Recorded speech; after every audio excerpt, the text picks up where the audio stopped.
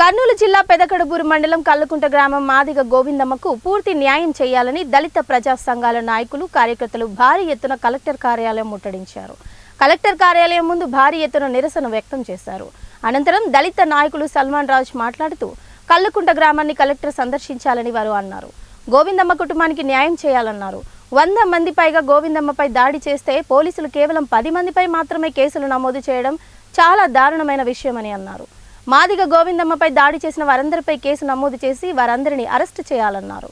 జిల్లా కలెక్టర్ కల్లుకుంట గ్రామాన్ని సందర్శించి గోవిందమ్మ కుటుంబానికి ఆర్థికంగా ఆదుకోవాలని, వారి కుటుంబానికి న్యాయం చేయాలని వారు డిమాండ్ చేశారు. అనంతరం కలెక్టర్ను కలిసి వినతి పత్రం అందజేశారు. ఈ కార్యక్రమంలో దళిత ప్రజా సంఘాల నాయకులు, కార్యకర్తలు తదితరులు పాల్గొన్నారు.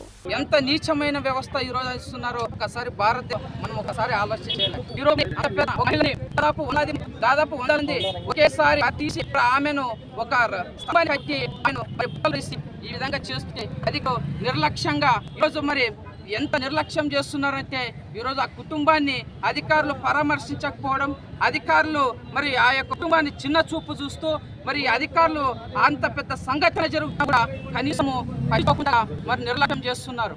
అందుకోసమే ఈరోజు మరి అన్ని ప్రజా సంఘాలు, దళిత సంఘాలు ఈరోజు కలెక్టరేట్ ముట్టడించడం జరిగింది. మేము ఈరోజు కలెక్టర్ గారిని ఒకటే డిమాండ్ చేస్తున్నాం.